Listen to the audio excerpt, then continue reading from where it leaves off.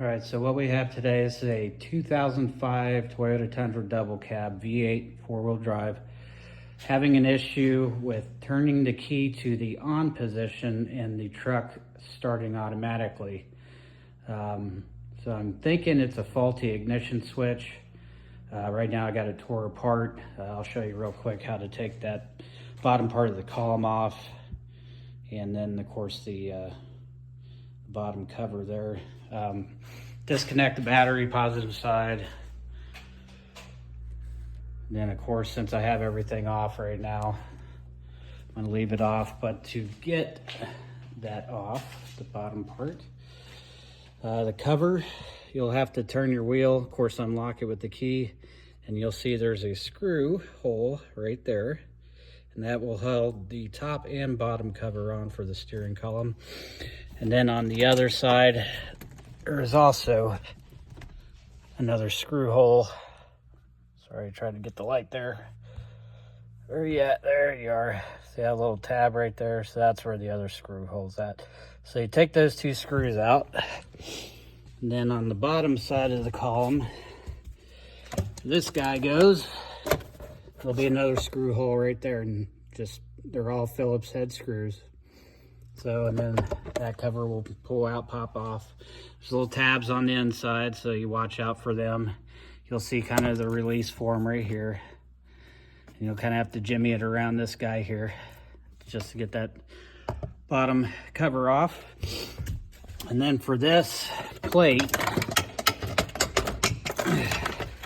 which goes up in there like that, there's 4 screw holes. So you got one here, you got one down here, one down here, and then one right there. So those are all 10mm heads. So just 4 of those, plop them off. And with a little bit of force, you just have to yank that down. And that'll give you access to the underside of the steering column. All right, so you got your ignition lock there, steering wheel lock. And on the back side is where that ignition switch resides. I don't know if you can see that or not. Try to get some light on it. Right in here is where your ignition switch resides, and there's 2 mounting screws, one on either side. And those are both Phillips head. And another thing you'll have to do, the vent will run from here over to this side. You'll have to pull that out of the way. They just kind of slide on one another, and that'll give you access to the back of that.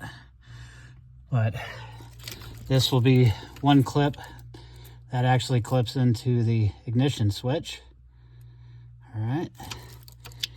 And then this one will be actually attached to the side of the ignition switch, so you can just pop that off but leave it turned on.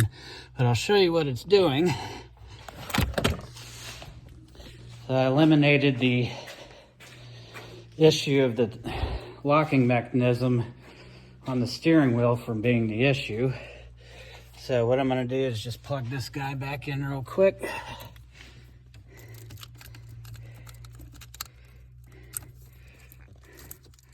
All right.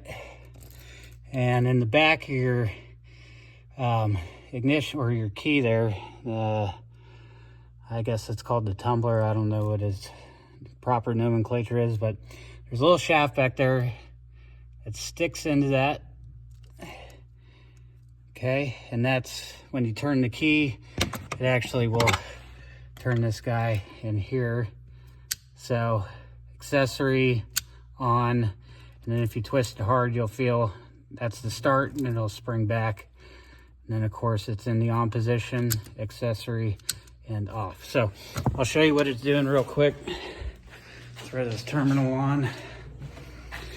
And this is how I kind of narrowed it down to it being the ignition switch. Was this guy. So forgive the key, but I'll go ahead and unlock it anyway. So accessory on, so radio comes on and all that. And then when you go to the on position, it's trying to start. So that's how you know you got a faulty ignition switch. So just got to replace that bad boy. Overall, I think about, I don't know, 20, 25 minute project. Depends on how many times you've been in the steering column, how familiar you are. But yeah, 35 bucks off Amazon. So gonna replace that bad boy.